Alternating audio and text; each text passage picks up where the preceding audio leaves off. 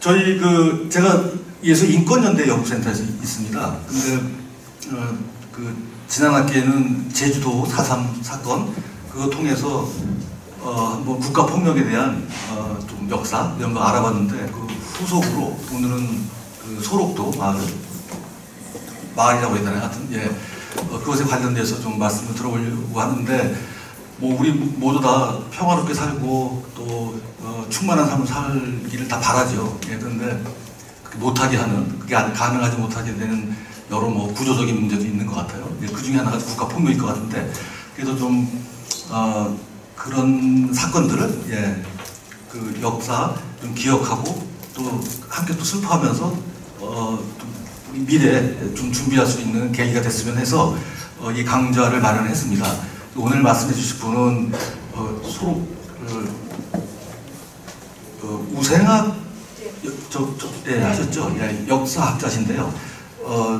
영록 선생님께서 오늘 재밌는 또 얘기 들려주실 것 같습니다. 선생님 소개해드리겠습니다. 안녕하세요.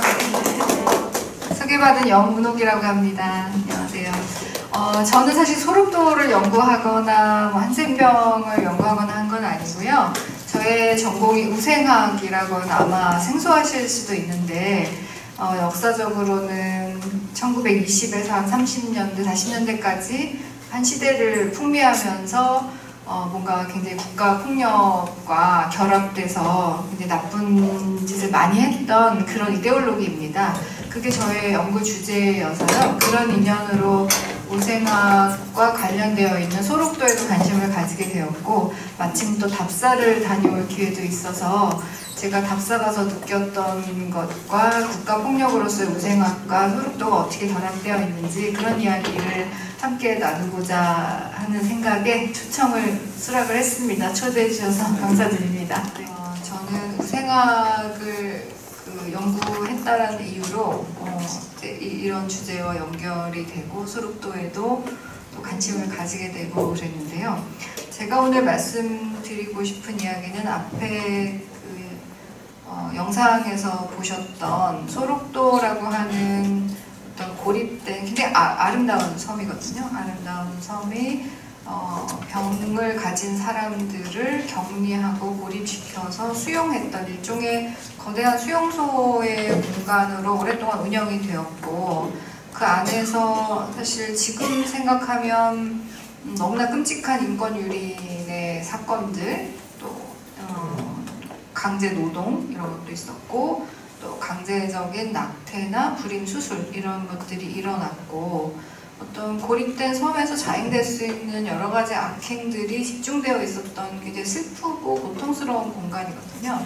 그래서 이 공간을 지금은 그런 일들로부터 많이 벗어나 있고, 이곳을 어떻게 보존하고 어떻게 더 좋은 공간으로 만들어 갈 것인가를 고민하시는 분이 조성용 선생님이나 수리산방이나 이 영상을 제작하신 성균 도시건축 설계원 같은 분들의 고민이신데요. 저는 그런 기억에 관한 이야기보다는 도대체 소록도와 그 한센병 환자들을 그렇게 격리해서 뭔가 같은 국민임에도 불구하고 격리해서 수용하고 차별할 수 있었던 근거가 도대체 무엇인지, 그리고 그 근거로부터 우리는 얼마나 멀리 와 있는지, 그런 이야기를 좀 하고 싶습니다. 그러니까 어찌 보면 굉장히 재미가 없을 수도 있고 좀 답답할 수도 있고 그런 이야기일 수 있지만 좀 들어주시면 감사하겠습니다. 네.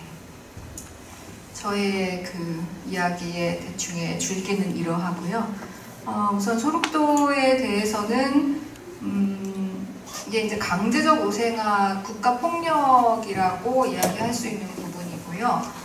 정말 다행스럽게 생각하는 것은 이 소록도에서 일어났던 한센인에 대한 강제적인 단종, 소위 단종이라고 하고 더 정확하게는 불임 수술이죠. 강제적인 불임 수술과 어떤 경우에는 낙태, 피해에 대해서 소송이 진행 중이었어요.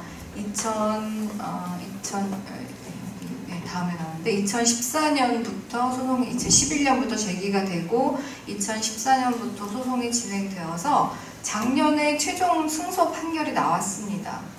그러니까 2015년에 첫 승소가 나오고 2017년 2월 15일에 대법원 상고심에서 원심을 확정하는 판결을 했어요. 원래 처음에 피해자들이 단종 피해와 낙태 피해자들이 제기를 했을 때는 1인당 1억 원의 손해배상을 청구를 했는데 이 배상이 다 받아들여지지는 않고 원고인 대한민국이 그 당시에는 합법적인 보건 정책이었다는 이유로 항소를 합니다. 항소를 해서 그 항소심에서 또 다투게 되고 그래서 결국은 단종 피해자 9명에게 3천만 원, 낙태 피해자 10명에게 4천만 원이라는 일부 승소 판결이 나오고 그것의 상고심에서 결국 확정 판결이 나오게 됐습니다. 2017년 2월 15일이죠.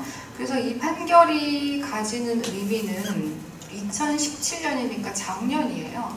작년이 되어서야 한국에서 한센병자라는 이유로 자신의 의사에 반하여 몸에 칼을 대고 수술을 받았고 낙태를 당해야 했던 피해자들의 인권이 겨우 이제 바로잡아졌다라는 거죠. 그것도 일부 승소의 판결로. 그러면 다시 앞으로 돌아가면요.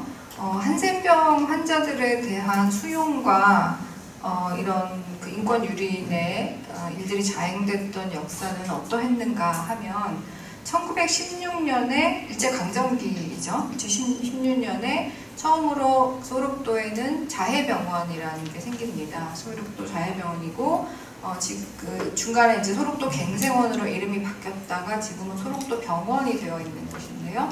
이곳에 수용시설이 생겨나는 거죠. 그래서 1916년부터 거의 한 100년 이상을 이 병원의 체제가 지속이 됐고 물론 중간에 소록도 병원이라는 이름으로 바뀌고 치료의 내용도 바뀌긴 합니다만 이 일제강점기에 만들어진 한센병 수용소로서의 자해병원이 해방이 된 이후에 바로 폐쇄가 되었냐 하면 그렇지가 않습니다. 일제강점기에 일본은 국민우생법이라고 하는 법을 근거로 해서 한센병 환자라든가 아니면 지능이 낮은 사람이라든가 아니면 정신장애를 가진 사람들에 대한 불임 수술을 용인하는 법을 운영했거든요. 그 법이 나치 독일이나 일본이 모델로 삼았던 독일이나 미국의 모델만큼 광범위하게 효과를 발휘하지는 못했으나 법의 근거가 있습니다. 국민우생법이. 그래서 식민지였던 조선에서도 한센병 환자를 격리해서 수용하고 불임수술을 할 수 있는 법적 근거가 있는 것이죠. 그 법대로 실행을 한 것이고 그 법에 의해서 식민지 시대에 이루어졌던 이런 강제적인 수술에 대해서는 일제가 한 것이다 라고 우리가 책임을 물을 수 있어요. 그리고 이 부분은 일본 식민지 배상에서 배상을 받은 부분이에요. 2005년에 배상을 받았거든요. 근데 문제는 그 이후입니다. 1948년에 대한민국 정부 수립한 이후에도 사실은 90년대 초까지 했다는 거죠. 1960년에 한센병에 대해서는 이 소록도에 수용을 하는 것을 더 이상 하지 않고요. 1962년에 법이 바뀌면서 이 병이 다 나은 음성 환자, 완치가 된 환자들을 외부의 정착촌을 건설해서 그 정착촌에서 살게 하는 정책을 합니다. 국제기구 WHO나 국제사회에서는 그런 정착촌의 건설 역시 제2의 수용소이고 사회로부터 또 격리하는 것이기 때문에 그것은 문제가 있다라고 했지만 정부의 방침은 정착촌 건설로 갔었고 그래서 수많은 정착촌들이 생겨나거든요. 그런 정착촌에 사는 한센인들이 이제 그 안에서 자기들 공동체를 이루고 살게 되고 그런 공동체에 대해서 그 주변에 있는 지역 사람들은 또 차별과 멸시의 시선을 보내게 되고 이런 게 이제 반복되었던 거죠. 지금은 정착촌은 거의 없어졌고요. 이제 사회로 이렇게 들어가서 살게 되어 있는 상황입니다. 그래서 일본이 식민 지배를 하던 시기에 한센병 환자들을 해를 가했다, 인권 유린을 했다 이렇게만 말할 수가 없는 상황이 된 것이죠. 이렇게 말할 수 없는 상황이고 여기에 대해서 한센병 환자들이 자신들의 목소리를 내면서 그 법에 호소를 하게 됐고 아까 보시는 것처럼 2017년에 승소 판결을 받게 됩니다. 그러니까 아주 최근의 일이라는 거죠. 그래서 이 한센병 환자들의 피해자들의 소송과 재판의 과정과 그다음 소록도의 한센인들의 삶을 기억하는 공간이 새로 생기고 또 조 선생님 같은 분이 서생리라고 하는 한센병 환자들이 맨 처음에 병사, 그러니까 병자들이 사는 마을을 만들었던 곳에 그 지역을 보존하는 사업을 하시는 이런 노력들이 생겨나면서 소록도에 대한 관심이 조금씩 시민사회에서 생겨나고 있다라고 생각을 합니다. 그렇지만 아직은 많은 분들이 소록도를 잘 모르시고 또 왜 보존을 해야 하는지, 만약에 아까 영상에도 나왔지만 현재 약 500명 정도 환자들이 계신데 물론 다 병이 나으신 분들이고요. 한국에서는 1992년에 한센병이 이제는 더 이상 발병하지 않는다라고 선언을 하게 됩니다. 발병을 아주 안 하는 건 아니지만 발병률이 거의 이제 제로에 가깝다라고 선언이 됐고, 더 이상 한센병은 뭐 무섭거나 뭐 치료할 수 없거나 그런 병이 아니거든요. 1950년대 이후에 치료약들이 나오면서 완치가 가능한 만성 피부병, 만성 감염병이 된 것이에요. 그리고 감염률도 사실은 그렇게 높지 않고, 하지만 예전에 19세기 말 20세 초반까지만 해도 감염의 경로가 완전히 밝혀지지 않았었고, 한센이라고 하는 노르웨이의 의사가 균을 발견을 하거든요. 그래서 예전에는 나병이나 뭐 문둥병이나 천형이나 이런 차별적인 말로 불렸던 병을 박테리아, 그 세균을 발견한 의사 이름을 따서 한센병이라고 부르게 되었고, 박테리아가 발견이 되니까 그 박테리아를 치료할 수 있는 치료제 개발이 진행이 됐겠죠. 그래서 좋은 치료제들이 나오면서 이제 병을 컨트롤할 수 있게 된 것입니다. 1992년 이후에 한국은 실제로 한센병이 발생하지 않는 국가가 되었던 것이죠. 그러면 병이 다 낫고 남아있는 분들만 소록도에는 살고 계신 거예요.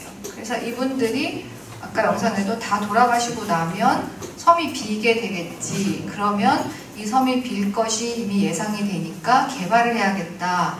이렇게 개발을 하려는 고흥군과 개발업자들과 이런 사람들이 이렇게 눈독을 들이고 있는 지금 그런 상황이고, 그런 상황에 대해서 조성영 선생님 같이 원래 환자들이 살던 그 사람들이 이 곱은 손으로 땅을 파고 해서 자신들의 삶의 터전을 일구었던 곳을 가능하면 원형 그대로 무너져 가는 것을 허물고 다시 짓는 것이 아니라 가능하면 있는 그대로 보존하고자 하는 노력이 한편에 있고, 한편으로는 이 2009년에 소록도와 육지를 연결하는 다리가 생기거든요. 그래서 옛날에는 2009년 이전에는 고흥반도 끝에 녹동항에 가서 녹동항에서 배를 타고 소록도를 들어가야 됐어요. 그러나 지금은 다리가 연결되어 있기 때문에 쭉 내려가서 차로 운전해서 다리를 건너서 갈 수 있습니다.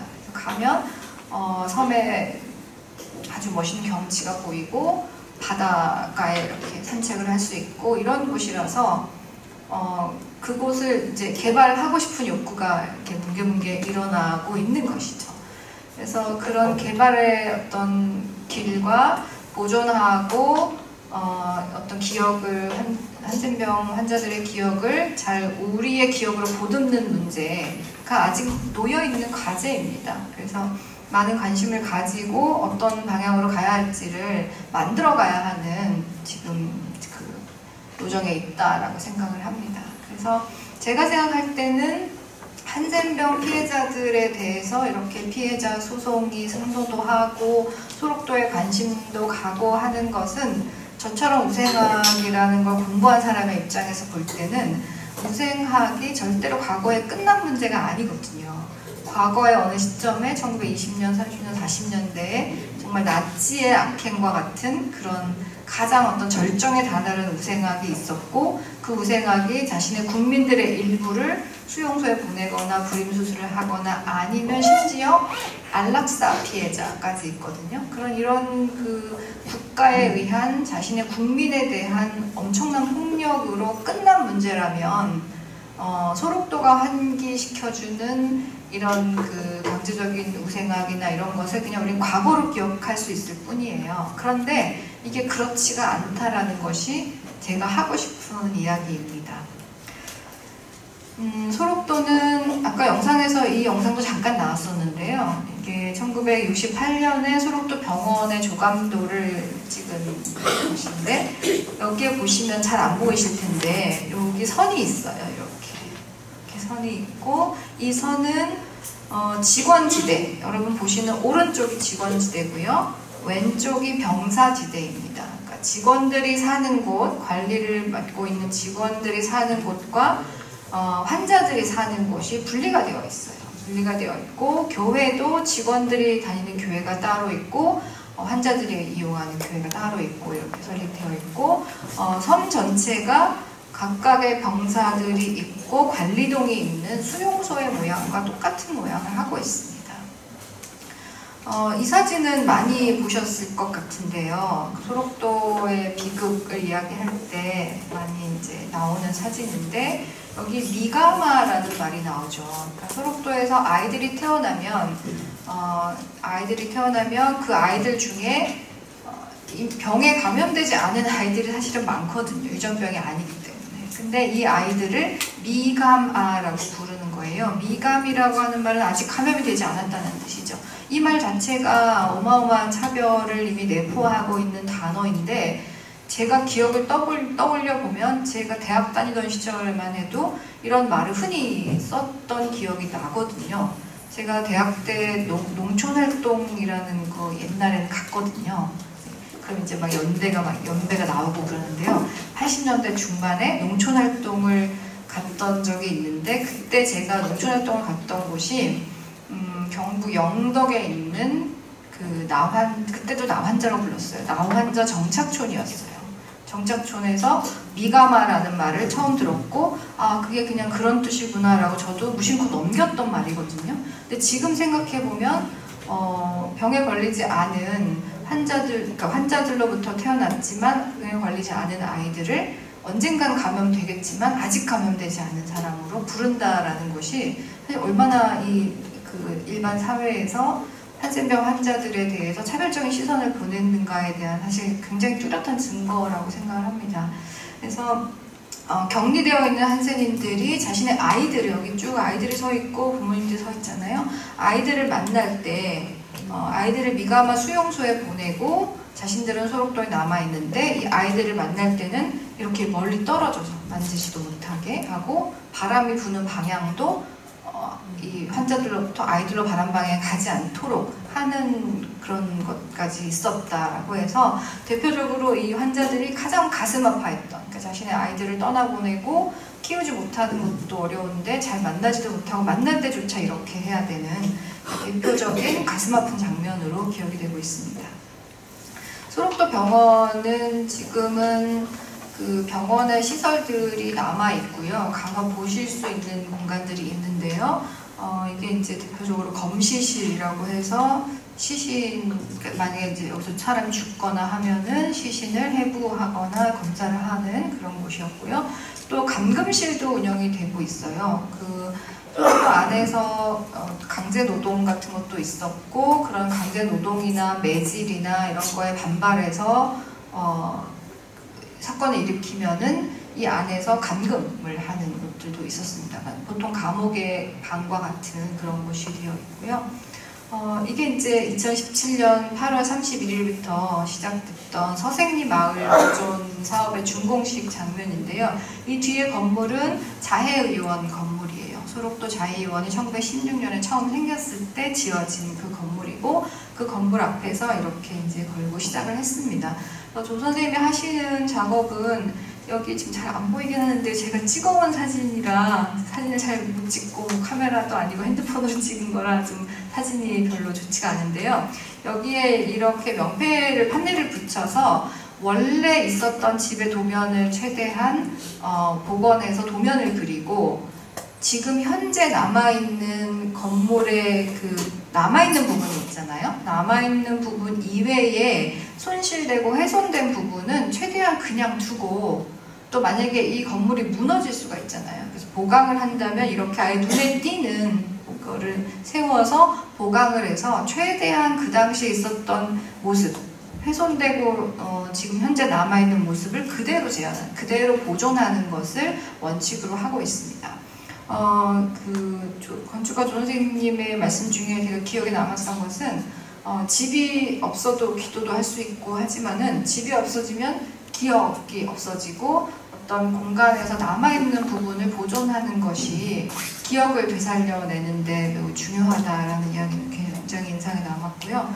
또 쓰여진 재료를 그대로 쓰고 없어진 빈자리는 그냥 그 재료와 비슷한 것으로 메꾸어서 빈자리가 마치 없었던 것처럼 만드는 게 아니라 이 부분부터는 빈자리고 나중에 메꾼 부분이다라는 게 표시가 나도록 메꾸는 방식을 통해서 어디까지가 부서진 부분이고 어디까지가 남아있는 부분인가를 표현하는 그런 식의 복원을 조승용 선생님은 이제 하고 계십니다. 여기 그 서생리 마을 안에 들어가면 이렇게 허물어져 가고 뼈대만 남고 그 골조만 남은 방들, 집들 이런 걸 볼 수가 있습니다. 그리고 국립소록도 병원 한센병 박물관이 2016년에 개관을 했는데요. 소록도 100년이거든요. 2016년이니까 1916년에 자해의원이 세워진 이후에 딱 100년이 되는 때를 맞추어서 소록도 100년사라고 하는 책도 연구자들이 간행을 했고 건물도 이렇게 지어서 박물관으로 하고 있습니다. 이 박물관에서 제가 되게 인상 깊게 봤던 것은 한센병 환자들이 썼던 도구들, 그러니까 자신들의 손이나 발이나 이런 데가 변형이 되잖아요. 비옥병으로 인해서 변형이 되면 손이 이렇게 고받으니까 이 고받은 손으로 솥을 들 수가 없으니까 들 수 있도록 이렇게 고리를 걸어서 팔로 이렇게 걸 수 있게 만든 도구라든지 그런 굉장히 소박한 생활의 도구들이지만 한센병 그 환자들의 손길이 닿은 물건들, 그런 물건들, 굉장히 소박한 물건들이 전시가 되어 있고 그들이 썼던 말, 예를 들어서 여기 좀 잘 보이지는 않으실 텐데요. 가리떼라고 하는 말은 독일어로 카르테가 병원 진료기록 그 차트거든요. 그 카르테라는 말을 의사들이 쓰니까 그 말을 환자들이 받아서 카르테라고 잘 발음이 안 되니 가리떼라고 부르가 가리떼 이렇게 불렀다는 것이라든가 아니면 문씨, 한씨, 문씨라는 말은 문둥병을 가진 사람이라고 문씨. 그다음에 이게 한센병이라는 또 다른 이름으로 불리게 됐을 때는 한센병을 가진 사람, 한씨 이렇게 자기들을 부르기도 하고요. 또 가정수술이라고 하는 말은 이게 이제 불임수술이에요. 정관수술 같은 걸 통해서 결혼을 하는 조건으로 남녀가 결혼하는 조건으로 남성에게 정관수술을 받을 것을 요구하는 거죠. 그래서 커플을 이루고 소록도 안에서 생활할 수 있게. 그런데 만약에 뭐 수술이 잘 안 되거나 아니면 수술을 거부하거나 하면 벌을 주거나 감금하거나 하는 벌을 받기도 했고 또 혹시라도 잘 안 돼서 아이들이 태어나면 그 아이들을 강제로 낙태를 시키는 일이 있었던 것이죠. 그래서 그 낙태 피해자들이 소송을 하게 된 것이고요. 여기 포스터를 보시면 나병이라는 말이 여전히 60년대까지도 계속 쓰였다는 것을 알 수 있습니다. 나병 없는 우리 마을, 살기 좋은 새마을, 새마을 운동의 포스터인데 나병을 없애서 살기 좋은 마을을 만들자라는 포스터를 만들고 있고요. 또 이렇게 이제 여기 이 탑은요. 소록도 안에 중앙공원이 있어요. 중앙공원이 이제 식민지 시대 때 원장으로 온 이제 그 원장이 이렇게 조성해가지고 중앙에 멋지게 만든 공원인데요. 그 공원에 세워놓은 나병은 낫는다. 원래는 나병은 낫는다라고 쓰여있던 그 탑이에요. 나병 구락탑이라고 해서 구는 구제할 때 구고 라는 나병할 때 나에서 구락탑이라고 부르는 탑인데 이 나병이라는 용어를 나중에 이제 한센병으로 이렇게 지우고 고쳤죠. 자세히 보시면 가서 보셔야지 보일 테지만 보시면은 나자가 지워져 있고 한센이라고 고쳐 써져 있습니다. 그리고 사실 한센병 환자들을 수용했던 병원은 소록도에 있는 건 아니고요. 여수에도 애양원이라는 병원이 있거든요. 그래서 이 병원도 지금은 한센병 환자가 더 이상 발생하지 않기 때문에 관절, 무릎 관절이나 이런 관절 수술을 하는 전문 병원으로 여전히 운영을 하고 있는데요. 미국에서 온 선교사들이 세운 병원이에요. 이 병원도 자료관 같은 걸 만들어서 가서 보실 수가 있습니다. 그런데 이제 테이블 위에 보면은 환자들의 가리대죠. 카르테가 그대로 놓여 있고 환자들의 인적사항을 볼 수 있고 아마 다 돌아가신 분들이라서 별로 이런 데 신경 안 쓰고 그냥 공개를 한 것 같다는 생각은 드는데요. 그리고 여기는 또 사진이 하나 있었는데 13쌍의 결혼식 장면이 있고 이 결혼을 하는 조건이 신랑의 정관 수술이었다 이런 말들이 쓰여 있습니다. 그러니까 소록도에서도 이런 수술들을 했고 애양원에서 또 역시 이런 수술을 했다라는 걸 확인할 수가 있는 것이죠. 자, 그러면 이렇게 그 소록도에서 우생 수술, 그러니까 단종 수술을 하게 되는 배경이 되었던 사상, 대체 어떤 생각을 가지고 유전된다라고 생각되는 병을 가진 사람들에게 자식을 못 낳게 하는 이 생각의 뿌리는 어디서 온 것인가를 살펴보도록 하겠습니다. 먼저 이 우생학이라는 말인데요. 유제닉스라고 해요. 영어로는 유제닉스라는 말을 일본어로 우생학이라고 옮겼고 그 우생학을 한국에서 번역어로 들여온 것인데요. 유제닉스라는 말은 우수하게라는 말에 제네스와 ICS를 붙여서 우수하게 태어나는 것을 연구하는 학문이라는 뜻이에요. 원래 이 유제닉스라는 말을 만든 프랜시스 골튼이라는 사람은 이렇게 생긴 사람인데요. 프랜시스 골튼이라는 사람은 찰스 다윈의 사촌이에요. 외사촌이에요. 그러니까 다윈이랑 같은 집안 사람이죠. 집안 사람이고 어떻게 하면 인간을 더 훌륭한 종으로 만들 수 있을까? 인간의 퀄리티를 어떻게 하면 더 개량할 수 있을까? 이런 생각을 했던 사람이죠. 이 골튼이 인간을 개량할 수 있을까라고 하는 생각을 착안하게 된 계기는 식물이나 동식물을 인간이 길들여서 가축이나 이렇게 식량으로 쓰기 위해서 길들일 때 교배를 하잖아요. 인공적으로 교배를 하고 사육을 하잖아요. 그 교배와 사육을 해서 더 많은 열매가 맺히는 곡식, 또 더 많은 새끼를 낳는 가축 이런 것을 만들어내니까 인간의 목적에 맞게 유용하게 교배를 통해서 세대를 거듭하면 목적에 맞는 가축과 곡식이 나온다라고 하는 것에 착목을 해요. 그래서 인간도 동물이고 또 인간도 자연의 일부인데 자연에서 가능한 일이 인간에게는 왜 안 가능하겠는가 라는 생각을 한 거죠.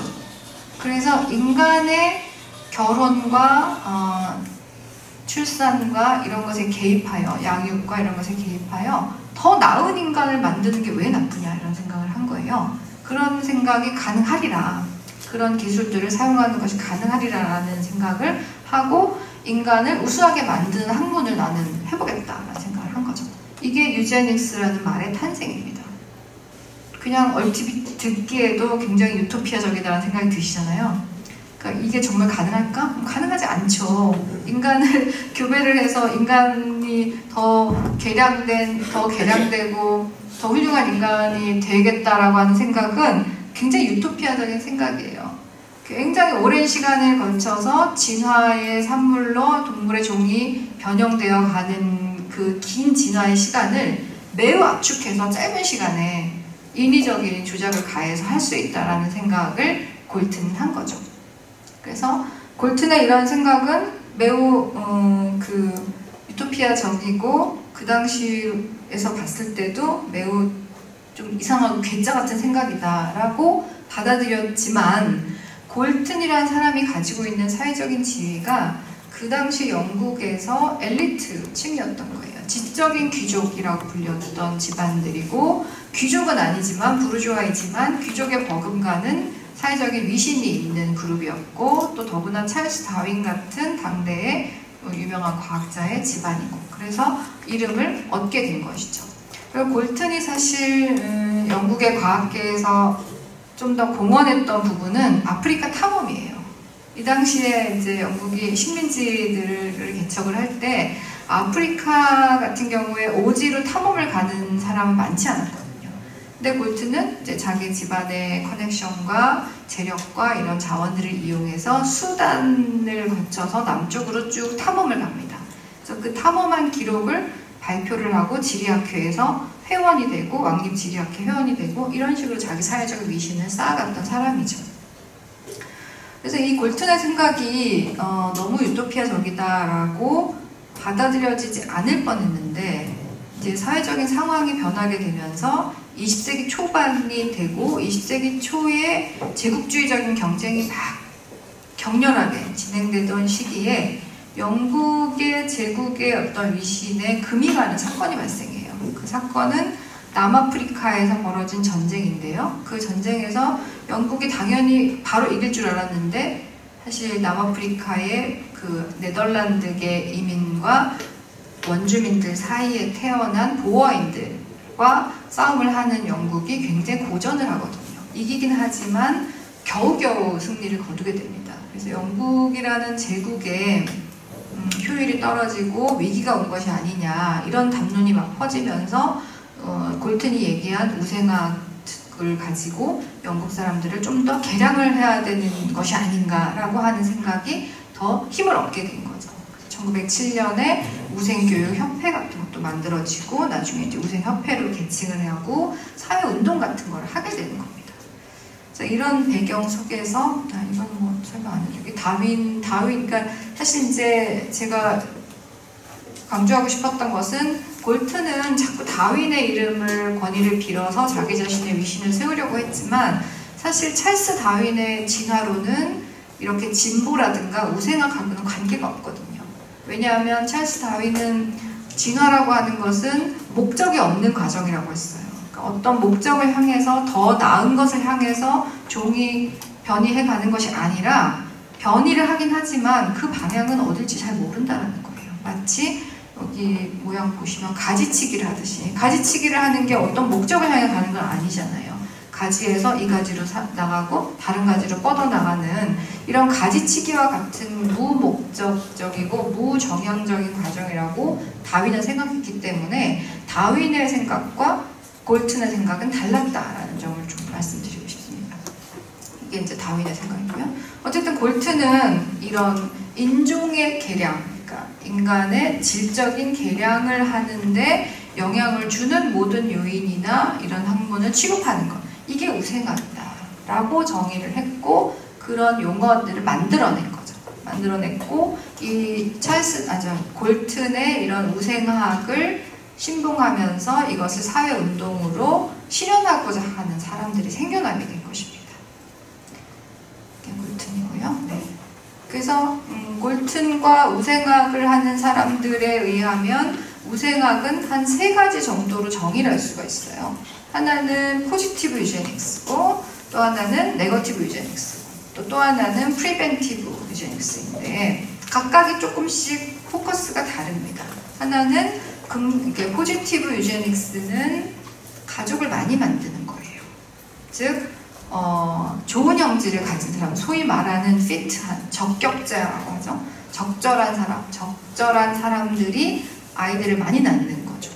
사회적으로 성공한 사람이나 거기에 벌써 이제 어떤 기준이 들어가는 거잖아요. 자, 누가 피트하고 누가 언피트하냐를 가르는 기준이 뭐냐라고 했을 때 그 기준은 굉장히 보수적으로 그 당시 사회에서 성공한 사람, 또 그 당시 사회에서 어떤 학문적인 성취를 한 사람이라든가 그렇게 매우 현재의 사회 질서를 옹호할 가능성이 매우 큰 그런 생각을 이미 내포하고 있어요. 근데 어쨌든 피트한 사람들의 출산을 장려하는 게 포지티브 유제닉스예요. 그래서 대가족에게 축복을, 중산층 이상의 엘리트들은 더 아이들을 많이 낳아라 라는 거고요. 또 하나는 뭐냐면 이거의 정반대죠. 피트한 사람의 출생률을 늘리는 것도 중요하지만 언피트한 사람의 출산을 억제하는 것. 예를 들면 소록도에 있었던 한센병 환자들 같은 경우에 그들에게 적용되었던 논리는 이런 거죠. 당신들은 아이들을 낳아서 기르기에 적절하지 않기 때문에 출산을 억제하겠다라는 거죠. 그리고 이 출산 억제 방법으로 불임 수술을 하는 것은 영구적인 피임의 수단이 된다라고 보는 거예요. 이게 바로 무지한 여성들에게도 피임약을 주게 한다든지 이게 더 나아가면 독일의 나치 우생학이나 일본이 했던 우생보건법에 의해서 소록도에서 낙태를 하는 그런 사건으로 이제 연결이 되는 겁니다.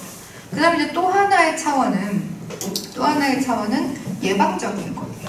이거는 태어나기 전에 출생을 방지하기 위해서 결혼하기 전에 어떤 결혼에 부적절한 어떤 병에 걸린 사람들을 결혼을 못하게 한다든지 아니면 결혼하기 전에 건강 진단을 통해서 건강한 사람만 결혼을 할 수 있게 한다든지 이런 거죠. 부적절한 사람의 출생을 방지하는 거. 이렇게 세 가지 차원으로 우생학의 선전이 진행이 되고 이 각각의 차원들은 지금 현재까지 어떤 그림자를 남기고 있는 부분이 있다는 거예요. 예를 들어서 긍정적 우생학이 엘리트 계층의 출산을 장려하고 엘리트 계층이 출산을 했을 때 뭐 소득세를 감면해 준다든지 또 가족 수당을 줄 때 소득별로 또 소득이 높은 사람한테는 가족 수당을 더 준다든지 그런 정책이 실제로 30년, 40년대에 실행이 되거든요. 지금은 보편적인 복지로 다 규정이 되었지만 그러니까 그런 식으로 복지국가와 결합이 된 우생학의 형태로 남아있는 경우가 있고요.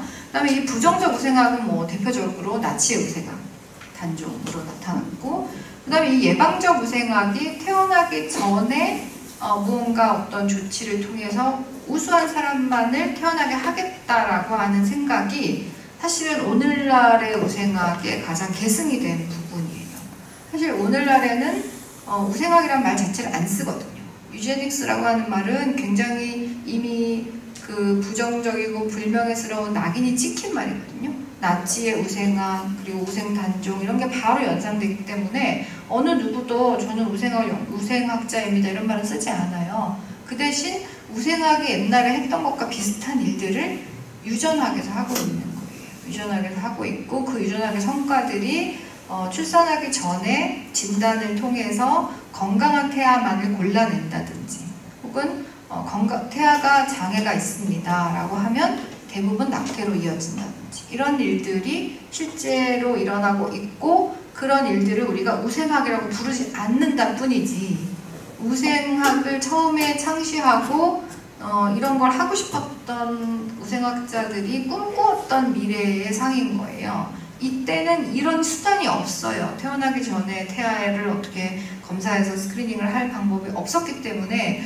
그러면 참 좋겠는데 그러니까 일단 성병을 관리하고 결혼하기 전에 건강진단을 하게 하자 정도에 머물렀던 것이 우리에게는 이미 그런 수단들이 다 주어졌다는 거죠. 그런 수단이 주어졌고 이미 많은 부분은 실행이 되고 있다는 사실이 현재 우생학의 어떤 쟁점들이 될 수 있습니다. 그래서 영국의 우생협회에서 만든 포스터예요. 이게 보실 때 왼쪽에 있는 이 포스터가 바로 포지티브 유제닉스, 적극적 우생학 혹은 뭐 긍정적 우생학이라고 하는 가족을 늘리는 거죠. 로마식의 옷이죠. 로마식의 토가와 늘어지는 옷을 입은 건강한 커플이 아이들을 4명을 낳아서 가족을 늘리는 거. 대가족을 만드는데 그 대가족을 만드는 수 있는 자격이 있는 사람들이 가족을 만들 수 있도록 하자라는 게 이 포지티브 유제닉스의 포스터이고요. 오른쪽에 보시는 포스터는 굉장히 노골적이에요. 뭐라고 쓰여 있냐면 건강한 씨만 뿌려라. 너무 노골적이죠. 건강한 씨만을 뿌려야 한다라고 써 있고 이렇게 씨 뿌리는 남성을 도상을 만들고 건강한 사람만 결혼해서 아이를 낳도록 해라라는 메시지를 주고 있죠. 이건 당연히 네거티브 유제닉스, 그러니까 단종법, 불임수술, 낙태 이런 걸로 이어지는 우생학이 되겠죠. 그러니까 이렇게 포스터를 만들어서 선전을 하고 학교 같은데 포스터 전시를 하고 건강 박람회 이런 거를 열어서 유전의 법칙이 어떻게 되고 이런 이야기를 하면서 우생학을 하려고 했던 거죠. 자, 그 다음에 이제 우생학하고 건강한 국민 만들기, 그러니까 건강한 국민을 만든다라고 하는 미명하에 국민에게 일정한 퍼센트의 국민에게 끔찍한 일을 했던 우생학이 바로 독일의 경우이거든요. 독일의 경우는 잘 아시는 이 유대인에 대한 홀로코스트, 600만 유대인에 대한 홀로코스트를 정당화하는 법률이 1935년에 만들어지고요. 이 법률에 의해서 유대인과 독일인, 그러니까 아리안이라고 불리는 독일인 간의 결혼, 또 혹은 결혼 말고 성관계 자체도 금지가 되면서 유대인에 대한 이제 박해가 시작이 되거든요. 이 유대인 홀로코스트에 대해서는 1953년에 보상법을 만들어서 보상을 해요. 보상을 하고, 근데 이 독일의 우생학이 이것만 있는 게 아니라는 거죠. 많은 분들이 600만 유대인의 홀로코스트만을 기억하는데 독일의 우생학은 사실 더 다른 차원이 있어요. 그 다른 차원이 바로 이 유전병 자손 예방법이라고 하는 33년에 만들어진 법에 의해서 40만 명이 강제 불임 수술의 희생자가 됐고, 이것도 80년대에 보상이 이루어집니다. 그 다음에 이 T4 작전, 액션 T4라고 해서 약 30만이라고도 하고 20만이라고도 하는데요. 정신장애자들에 대한 안락사예요. 정신장애를 가진 사람들을 심지어 안락사를 시켰던 역사가 있습니다. 이것도 88년 이후에 판결 무효와 보상이 이루어졌고요. 근데 히틀러가 생각했던 이런 모델은 미국에서 미국의 인디언들, 원래 거기에 살던 토착민들을 정착해간 앵글로색슨 비롯한 미국인들이 다 몰아내고 학살하고 비우게 하고 보호구역으로 넣은 다음에 땅을 차지하는 그런 식의 모델을 히틀러는 굉장히 좋아했다라고 하죠. 앵글로색슨과 백인들의 승리고 그 모델을 어떻게든 독일에 가져와서 독일인들의 생활 공간을 넓히기 위해서 유대인들과 집시들을 다 없애고 싶다라는 이야기를 공공연하게 했던 거거든요. 근데 이제 이 유대인에 대한 홀로코스트는 독일만 했지만 사실 이 부분요, 유전병 자손 예방법을 통한 강제적인 불임 수술, 안락사까지는 아니에요. 안락사는 독일만 했고요, 나치만 했고, 나머지 다른 국가들, 미국이나 캐나다나 덴마크, 노르웨이, 스웨덴, 일본에서도 보건정책의 일환으로 단종법을 했던 거죠. 미국은 심지어 나치보다 더 먼저 합니다. 1926년에 캘리포니아에서 법을 만들어서 지능이 70 이하죠. 지능 70 이하, 정신장애를 가진 사람들, 알코올 중독자 이런 사람들에 대한 불임 수술을 실행을 합니다. 그래서 이걸 보고 나치가 그 법을 연구한 다음에 1933년 법을 만드는 거거든요. 그래서 나치를 보고 미국이 따라한 것이 아니라 미국이 했다라는 사실도 사실 많은 분들이 모르시는데 미국이 먼저 했고 그 미국의 모델을 나치가 따라했다라는 게 역사적인 사실인 거죠. 스웨덴도 50년대까지 했다는 거예요. 그러니까 복지정책의 일환으로 수용소에 수용을 하고 정신장애자들을 대상으로 이게 강제인지 자발인지 잘 모르는 차원의 불임 수술을 했고 이런 사실조차도 1990년대 후반에 알려져요. 스웨덴에서 굉장히 센세이셔널한 사건으로 보도가 되고 이랬던 거죠. 그래서 우생학은 나치만 했고 나치의 악이다 이런 도식은 성립하지가 않는다라는 거죠. 그래서 독일에서 이런 나치 우생학을 할 때 선정 포스터들이고요. 5.5마르크가 있으면 가족들이 이렇게 4인 가족이 일주일 동안 살 수 있는데 장애자 한 명을 돌보는데 5.5마르크가 든다. 어떻게 생각하느냐.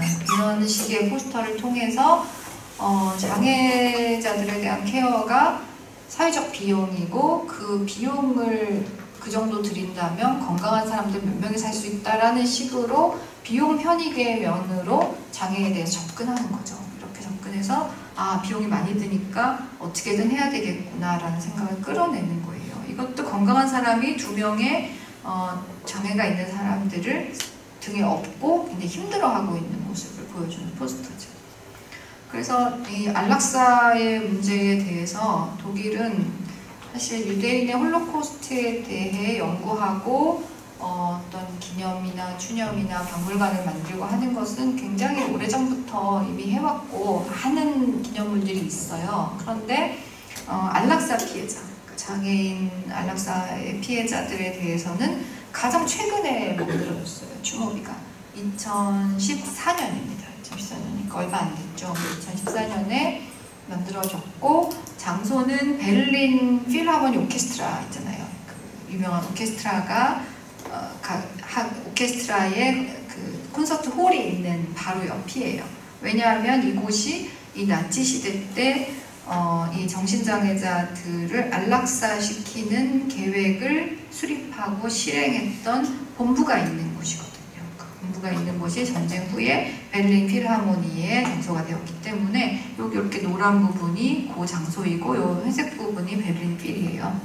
여기 장소에다가 이런 이제 그 기념물을 만든 거죠. 만들어서 안락사 희생자들을 추모하고 그들에 관한 그 안락사를 시키는 T4 계획을 세우고 실행하고 했던 역사와 누가 얼마나 죽었는지에 대한 정보를 적은 기념물을 설치를 해놓고 있습니다. 가장 최근에 생긴 역사 기념물이에요. 이렇게 되어 있고요. 여기 파란 유리가 있는데요. 이 파란 유리는 투명한 유리예요. 여기 전시와 함께 파란 유리를 놓은 이유는 아마도 이 정상과 비정상, 장애와 비장애의 경계라고 하는 것은 굉장히 얇고 투명하고 서로 이렇게 건너갈 수 있는 것이 아닌가라는 것을 의미한다고 써있지는 않지만 가서 보시면 그냥 자연스레 그런 생각이 들어서 얄팍한가 이렇게 써봤고, 대부분 여기서 친구들이 이쪽에 쓰고 이쪽에 써서 기념사진을 많이들 촬영을 합니다. 그래서 이런 이제 그 의미가 있는 곳이고요. 여기에 보시는 판넬은 여기 전시된 판넬 중에 하나인데 실제 그 불임 수술을 당했고 나중에 안락사가 돼서 희생이 된 한 사람이 그린 그림들이 남아 있었어요. 스케치처럼 이렇게 그린 그림인데 그 그림을 통해서 이 사람은 이제 정신장애자로 지목이 돼서 수용소에 있다가 이 피해를 입게 됐는데 자신이 겪은 일들을 그린 거예요. 보면 이 가운데 그림 같은 경우는 의사의 메스가 자신의 몸에 이렇게 쑥 들어오는 그런 그림을 그리고 거기에 대해서 이건 수술인 것 같다 이렇게 메모를 달아놓고, 그래서 그런 그림들도 이제 남겨서 전시를 하고 기억하는 공간인 거죠. 또 이곳은 55만 명의 신티 로마, 그러니까 집시라고 보통 우리가 부르는 사람들도 55만 정도가 나치에 의해서 살해가 되거든요. 이 신티 로마의 추모비도 2010년에 건립이 돼서 이렇게 브란덴부르크 문 바로 근처인데 동그란 우물을 만들고 우물의 모습을 이렇게 비춰보는 형식으로 되게 소박한 기념비가 되어 있습니다. 이건 잘 아시는 그 유대인 박물관인데요. 유대인 박물관 위에서 본 다윗의 별을 일그러뜨린 모양이죠. 이 박물관은 2001년에 만들어졌고 베를린에서 가장 유명한 유대인에 대한 추모 기념관이 되겠죠. 건물이 굉장히 인상적입니다. 그래서 보면 이렇게 건물에 뭔가 이렇게 손상을 입은 것 같은 칼로 건물을 점여놓은 것 같은 건물이 되어 있고, 내부도 가능하면 전시물을 비우고 다른 데 사실 전시 공간이 있고, 유대인들이 어떻게 추방되고 이주해서 어디로 이동했는가를 보여주는 그런 빈 공간의 전시가 되어 있습니다. 또 홀로코스트 탑 같은 경우도 어두운 공간에 빛을 이렇게 들어오게 해서 그 수용소의 어떤 캄캄하고 절망적이고 어둡고 이런 것을 한번 느껴볼 수 있게 해놓은 공간도 있고요. 이런 정원도 있고, 이 방 같은 경우는 이 밑에 있는 그 철판이 얼굴 모양을 한 약간 10,000개 정도의 철판이 있어요. 이 철판에 밟으면은 철크덕 소리가 나거든요. 그래서 이 소리와 함께 이 사람들의 희생과 트라우마와 이런 것을 이제 어떻게 느껴볼 수 있게 만든 공간이고, 이 베를린 유대인 박물관의 대표적인 전시가 되겠습니다. 이제 피터 아이젠만의 이런 무덤을 연상시키는 전시물도 있고요. 네, 그래서 영국으로 이제 다시 돌아오면 독일 같은 경우는 굉장히 강압적으로 몇십만의 정신장애자들에 대해서 사실은 살해죠. 안락사라고 하는 형식으로 살해를 한 것이 있었고, 그 살해를 할 수 있는 법을 제정을 해서 그 법에 의거해서 그 당시에는 그런 안락사를 진행을 한 거거든요. 영국에서는 어떠했냐면 사실은 이걸 법제화를 하려고 굉장히 노력을 합니다. 우생협회와 우생학자들과 그걸 지지하는 의사들, 그걸 지지하는 공중보건의들, 이런 사람들이 의회에서 캠페인을 하지만 결국은 이게 법이 통과가 되지 않아요. 통과가 되지 않고 자발적인 것에 그냥 맡기는다고 하는 식으로만 하게 되는데 그 법이 통과되지 않았지만 이 법을 통과시켜 달라고 캠페인을 벌이는 과정에서 여성들이 많은 수가 여기에 찬성을 해요. 그래서 이 여성들이 왜 찬성을 했을까를 생각을 해보면 그 당시에 산하 제한을 하는 기술들이 필요했고 여성들은 그걸 원하고 있었지만 국가는 그 산하 제한을 거론하거나 그 기술들을 전파하는 것에 대해서 반대를 하고 있었고 거론하지 않았었거든요. 그런데 우생학을 하는 사람들은 산하 제한을 적극적으로 찬성하고 추진해야 한다라는 입장을 취하고 있었어요. 목적이 다른 거죠. 이 사람들의 목적은, 우생학의 목적은 네거티브 유제닉스를 하기 위한 것이었죠. 그러나 여성들은 산하 제한의 기술을 원하고 우생학은 부적절한 사람들의, 부적격한 자들의 출산과 색출 방지하기 위해서 산하 제한을 원하고 그러나 어느 일정 부분에서 이해관계가 맞물렸던 거예요. 그래서 여성들이 찬성을 했고 그 찬성을 했던 역사가 남아 있습니다. 그래서 그다음에 이제 그 우생학의 현대적 쟁점으로 넘어오면 제가 아까 처음에 말씀드렸듯이 우생학이 그냥 과거에 일어났던 일이고 사실 소록도에서 있었던 우생 단종법에 의해서 불임수술을 하고 낙태를 했던 역사 같은 경우는 네거티브 유제닉스의 가장 대표적인 사례이고 국가가 국민에 대해서 차별적인 정책을 행했던 인권 유린의 사례거든요. 그러니까 이런 사례들은 다시 어떤 법적인 조처를 통해서 재판을 하고 그 정의를 바로잡는 회복적 정의를 하는 그런 대상이 될 수 있지만 그것 말고 그런 과거의 강압적인 우생학, 국가의 우생학 말고 개인들이 굉장히 내면화하고 있는 우생학의 측면이 있다는 거죠. 그런 게 이제 우생학의 현대적 쟁점이라고 할 수 있는데 이런 겁니다. 그러니까 장애인들을 바라보는 시선이 장애를 가진 사람들을 더 이상 태어나지 않게 하는 것과 현재 장애가 있는 사람들에 대해서 두터운 복지를 베푸는 것. 이 두 개가 과연 모순되지 않고 나란히 갈 수 있는가라는 문제예요.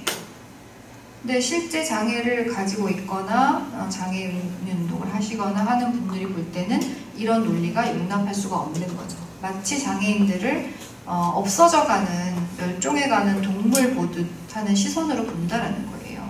장애라고 하는 것은 점점 인간이 개량을 할 수 있는 이런 우생학적인 조치를 하면 없어질 것인데 지금 남아있는 사람은 어쩔 수 없으니 이들에 대해서는 두터운 복지를 베풀자라고 하는 시선으로 바라본다면 장애를 가진 당사자들은 그거를 용납할 수가 없는 거죠. 그런데 우생학을 하는 사람들은 그렇게 생각하는 거예요.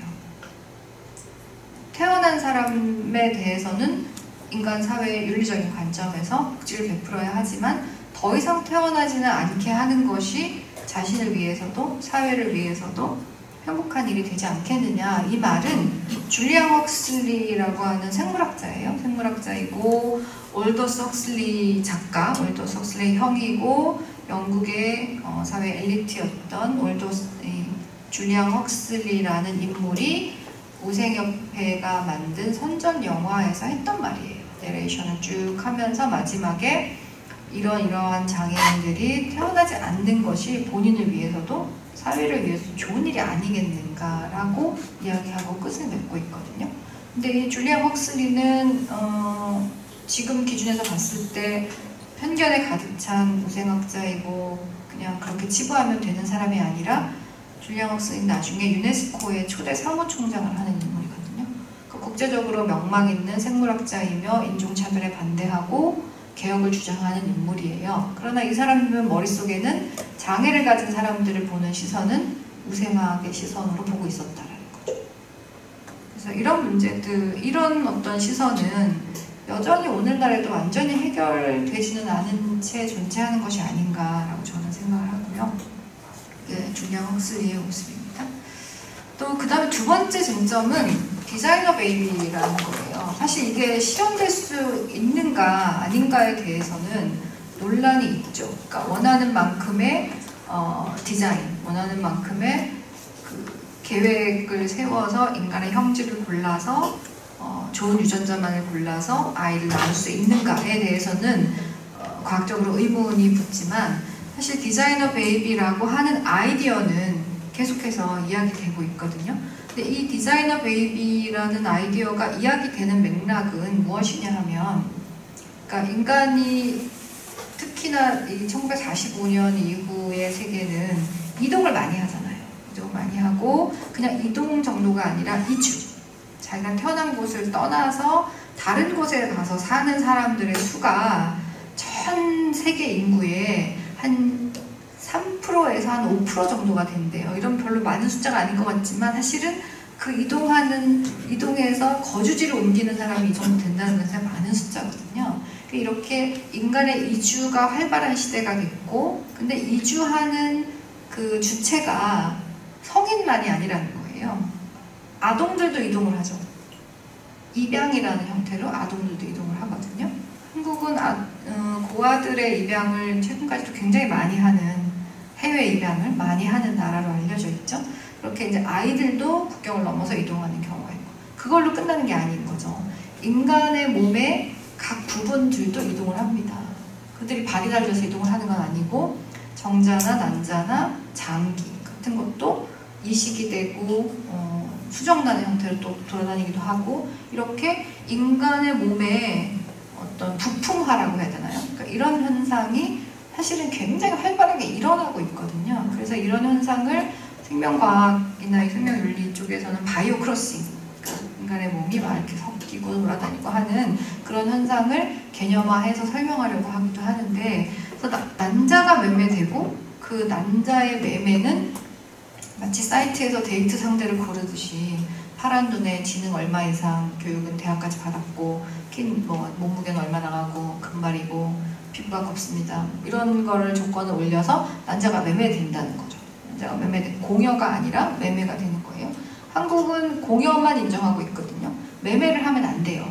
근데 얼마 전에 매매를 했다가 법에 저촉이 돼서 벌금형을 받은 사람이 있죠. 그런 경우도 있고.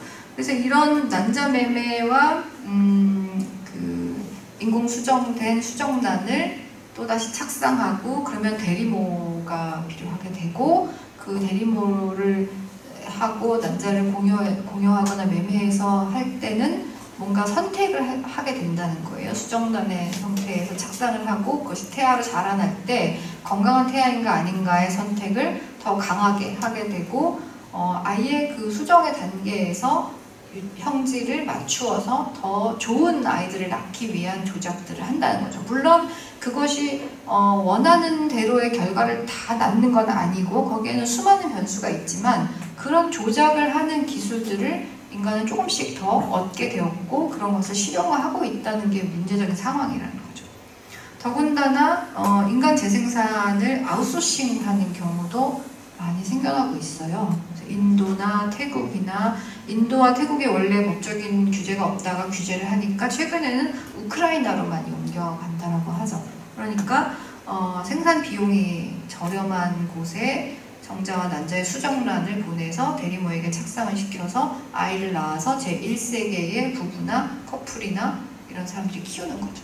이거 아웃소싱이죠. 이런 아웃소싱이 일어나고 있고, 거기에서 광범위한 출산 전 검사와 건강하지 않은 아이들에게 낙태가 이루어진다라는 게, 이게 뭐 우생학하는 사람들이 꿈꿨던 세상 아닌가라는 생각이 저 같은 사람한테는 든다는 거예요. 그래서 현대 우생학은 소록돌 경우처럼 국가가 강제적으로 하는 그런 것에 대해서는 너무 눈에 잘 띄기 때문에 재판을 한다거나 해서 인권을 회복할 수가 있는데, 더 문제는 이런 거라는 거죠. 굉장히 유연하고 자발적이고 뒷문으로, 백도어로 다시 우생학을 들여오는 것 같은 이런 어떤 현상들을 우리가 어떻게 볼 것인가, 자발적 우생학의 사례들을 어떻게 보고, 아니면 이걸 어떻게 법적으로 규제를 해야 되나, 아니면 그냥 시장 논리에 맡겨야 하나, 인간의 어떤 자율적인 도덕에 맡겨야 하나, 이런 고민들이 든다는 거죠. 그래서 다운 증후군이 있을 가능성이 큽니다 라고 하면 90% 이상이 사실은 낙태가 되거든요. 또 디자이너 베이비라고 하는 어떤 생각에 대해서 비꼬는 캐리커처인데 좋은 형질을 다 골라서 여기 음악이 있죠. 음악에 색소폰도 있고 첼로 있고 피아노가 있어서 음악적 재능을 발현할 수 있는 어떤 유전자가 있다라고 치고 그런 유전자를 골라서 너에게 내가 다 투자를 해서 너를 디자인해서 만들었는데 왜 음악이 잘 안 되는 거지? 빨리 발휘를 해봐 이렇게 얘기를 하는 이런 상황이 올 수도 있다. 이런 참 우스꽝스러운 미래가 있을 수 있나 이런 의미로 약간 풍자하는 그림을 그려놓은 거죠. 그러니까 이런 식의 어떤 생각들이 우리의 현실 속에서는 어렵지 않게 찾을 수가 있다는 겁니다. 그런 현실을 보여주는 영화가 구글 베이비라고 하는 영화인데요. 이 영화는 다큐 영화예요. 저는 이걸 보고 극영화가 아니라 다큐 영화라는 것에 너무 충격을 받았는데요. 이스라엘에서 만들어진 다큐 영화인데 여성 감독이 만든 2009년 영화예요. 제목에서 아시다시피 구글에서 간단히 클릭을 하면 베이비를 얻을 수 있다는 뜻이에요. 영화의 줄거리는 미국에 사는 남성 커플, 동성애 커플이 아이를 원하니까 막 서치를 해요. 구글에서 막 서치를 해서 난자를 사요. 난자 매매하는 사이트에서 난자를 사서 그 난자를 자신들의 정자와 결합을 한 다음에 그 수정란을 대리모를 해줄 곳을 찾는 거죠. 근데 마침 구글에서 찾아보니까 인도의 한 클리닉에서 해주는 데가 있는 거예요. 그래서 인도가 비용이 더 저렴하고 불법적인 망을 피할 수 있으니까 인도로 가서 그 수정란을 냉동시켜서 인도로 가져가서 인도의 클리닉에서 인도의 대리모의 몸에 착상을 시키고 그 인도의 대리모의 몸에서 그들의 아이가 나오는 거예요. 그러니까 인도인 여성에게서 백인 아이가 출산이 되는 거죠. 그러면 여기 오는 여성들은 어떤 여성들이냐 하면 대부분 출산의 경험이 있는 여성들이고 일당 약 한 700만 원 정도의 비용을 받는다고 해요. 물론 이제 여기에 드는 더 많은 비용은 그 커플들이 지불을 하겠죠. 그럼 이제 이 사람들은 가난한 지역의 여성들이고 700만 원 정도의 돈을 받고 그런 일을 하는 거죠. 이게 인도에서 성업 중이고요. 또 우크라이나, 태국 같은 데서 하고 있다는 거죠. 그러니까 이런 현상이 이게 대체 어떤 미래인가 이런 생각이 드는 겁니다. 또 낙태법하고 우생학의 관계인데요. 영국의 경우는 사실 낙태가 합법이에요. 1967년에 낙태를 합법화하는 법을 만들거든요. 그래서 낙태를 할 수 있어요. 낙태를 할 수 있는데 단 6개월 이후에는 안 돼요. 24주가 지나면 6개월 이후에는 못하게 되어 있는데 6개월 이후에도 할 수 있는 조항이 있다는 거죠. 예외 조항이 있어요. 그 예외 조항은 뭐냐면 이게 우생적인 조항이라는 거예요. 우생이라는 말만 안 쓰지 뭐 신생아가 태어나자마자 사망하거나 severely handicapped, 심각하게 장애를 가지고 있거나 한 경우에는 낙태가 6개월 이후에도 심지어 가능하다라고 열어놓고 있는 거죠. 그래서 영국은 장애학이나 이런 게 굉장히 활발하게 연구가 되는 곳이라서 이런 조항들의 문제를 제기하고 있죠. 그래서 대부분의 여성들이 심각하게 장애가 있습니다라고 하면 낙태로 이어지고 심각하지 않아도 뭔가 이상합니다 하면 대부분 낙태로 이어진다는 거예요. 그러면 낙태를 하고 나면 마음 편안해 하면 그렇지가 않죠. 또 그것 때문에 굉장히 트라우마에 시달리고 괴로워하고 그러니까 이런 상황이 벌어지는 것에 대한 이제 좀 생각이 필요하다라는 생각이 들고요. 그 다음에 한국의 경우는요. 그 유명한 14조 1항이 있어요. 한국은 모자보건법이라는 법률이 있거든요. 한국은 낙태가 아직 불법이죠. 그래서 낙태를 합법화하자라고 하는 캠페인도 뭐 벌어지고 있고 한데 그것과는 별개로 모자보건법이라는 법이 1973년에 정해진 게 있어요. 그러니까 이 법에 보면 14조 1항에 유일하게 인공 임신 중절 수술을 허용하는 조항이 있어요. 그 조항이 14조 1항이거든요. 근데 그 14조 1항에 이렇게 써 있는 거예요. 우생학적 또는 유전학적 정신장애나 신체질환이 있는 경우라고 명시되어 있어요. 그리고 이 14조 1항은 모자보건법이 아직 개정되지 않았기 때문에 살아있는 거죠. 물론 우생학적 이런 말을 지금 쓰는 것은 이런 법조문에 그냥 형해화된 어떤 진짜 껍데기만 나온 말이다라고 받아들일 수도 있지만 이런 현대적인 쟁점이나 현대의 발달한 의학 기술을 이용해서 생명 탄생하는 현장에서 일어나는 일들을 생각하면 이 말을 이렇게 여기다 지금 써놔야 되나? 라는 생각이 드는 거예요. 그래서 낙태를 합법화하자라는 논의를 하는 쪽에서도 이 조항은 없애야 된다. 이걸 없애고 모자보건법 자체를 고쳐야 한다라고 이야기하고 있어요. 이게 73년에 만들었고 꽤 오래됐잖아요. 오래됐고 2000년대 한 중반쯤에 이 모자보건법 개정에 대한 논의가 국회에서 거의 올라가서 될 뻔하다가 뭐 다른 이슈들이 많이 생기고 하니까 그냥 미뤄져 있는 상태예요. 그러니까 적어도 뭐 낙태를 둘러싼 어떤 그 찬반은 뭐 여러 찬반이 있으니까 각자의 입장이 있어서 그건 조금 더 가고 미뤄지고 할 수 있다고 하더라도 각자 생각하는 바가 있으시겠지만 모자보건법에 적어도 이런 식의 어떤 표현이 남아있는 거 이건 좀 어떻게 빨리 손봐야 되지 않겠느냐라는 생각이 저한테는 좀 든다는 겁니다. 네. 그래서 이 우생학의 현대적 쟁점 같은 이런 문제들을 좀 생각을 해보면 우생학을 어떻게 넘어설 것인가. 그러니까 우리에게 지금 우생학이라는 것이 명시적으로 드러나 있거나 한 건 이 모자보건법의 우생학적 이유 이런 말밖에 없거든요. 법조문에만 사실 껍데기처럼 남아 있어요. 그렇기는 하나 우생학이라고 말하지 않고 우생 사상이라든가 뭐 우생학적인 생각이라든가 이렇게 좀 범위를 넓혀보면 여전히 우리에게도 있는 거 아닌가. 예를 들어서 우리가 장애를 가졌다라는 사실을 대할 때 장애를 가진 것을 긍정적으로 보기 힘들고 장애를 가지지 않은 상태가 건강한 것이다라고 보는 생각이라든가 그런데 건강한 것과 장애가 있고 없고는 또 별개로 떼어서 생각할 수도 있거든요. 장애가 있지만 건강할 수도 있고 또 장애가 없지만 건강하지 않을 수도 있는 거거든요. 그래서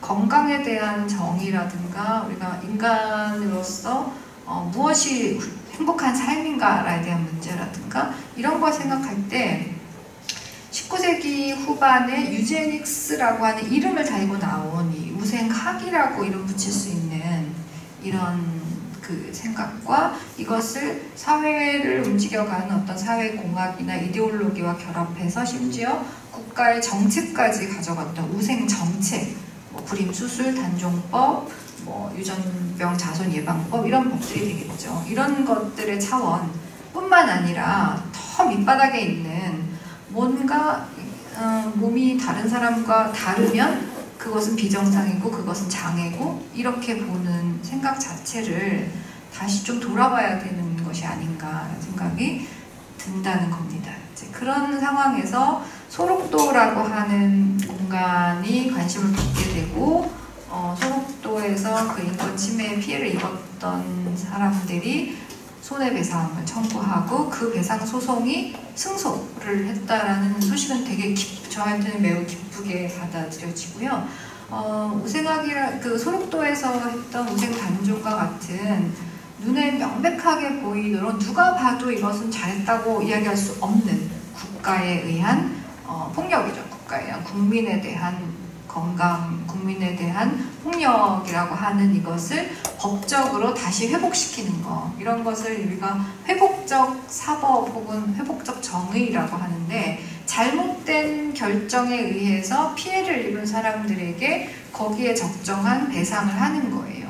이런 것은 굉장히 우리가 열심히 해야 되는 거고 이건 사실 출발이라는 거죠. 이렇게 법적으로 명예를 회복하고 피해를 입은 사실에 대해서 배상을 받아내는 것도 해야 되고 그런데 여기에만 결국은 끝나서는 안 되는 것이 아니겠느냐. 그래서 우생학에 의한 장애를 병리화하고 이런 생각들도 비판해야 되겠고 또 장애를 가진 여성의 관점에서 장애 여성이 아이를 낳고 기르고 하는 재생산권의 문제를 장애 여성의 관점에서 어떻게 생각할 것인가 이런 문제도 상당히 굉장히 또 고민거리거든요. 실제로 만나서 이야기를 해보면 장애를 가진 여성들의 생각도 모두 동일하지 않아요. 어떤 사람들은 내가 장애가 있지만 나는 그래도 아이를 낳아서 기르고 싶고 물론 굉장히 힘들겠지만 조력을 받아서 하겠다라는 사람도 있고 정반대로 생각하는 사람도 있거든요. 장애를 가진 장애를 가진 아이들을 키우는 부모님들도 마찬가지예요. 생각이 딱 절반으로 나뉘세요. 한쪽은 물론 우생학 이런 거에 찬성하진 않지만 그래도 나는 아이를 안 낳았으면 좋겠다. 만에 하나 혹시라도 걱정이 되기 때문에. 또 다른 한편에서는 무슨 소리냐, 적극적으로 내가 도와주겠다, 이렇게 생각이 나누어지거든요. 그래서 쉬운 문제는 아니지만 최소한의 어떤 원칙을 생각한다면 뭔가 그 당사자가 아닌 사람이, 장애 여성에 대해서 장애 여성 당사자가 아닌 사람이 너는 낳아야 돼, 너는 낳지 말아야 돼 라고 이야기하는 것은 최소한 하지 않는 것이 좋지 않겠느냐. 그래서 당사자가 낳고 싶을 때 낳고 당사자가 낳고 싶지 않을 때는 낳지 않을 수 있는 권리를 주는 것, 그 정도의 어떤 그 선을 만들고 실천해 나가는 것부터 우리가 생각할 수 있는 어떤 약간 대안이랄까 실천이랄까 이런 게 아닌가라는 생각이 듭니다. 그래서 뭐 저의 이야기는 소륙도로부터 시작하여 굉장히 막 여러 군데로 번져서 독일로 갔다가 영국으로 갔다가 뭐 다시 재판 이야기로 오고 이렇게 막 정신없이 두서없이 진행이 됐는데요. 뭔가 이렇게 문제의식이 좀 같이 공유가 됐으면 하고 바라고, 질문이 있으시면 바로 받도록 할까요? 네. 감사합니다. 경청해 주셔서.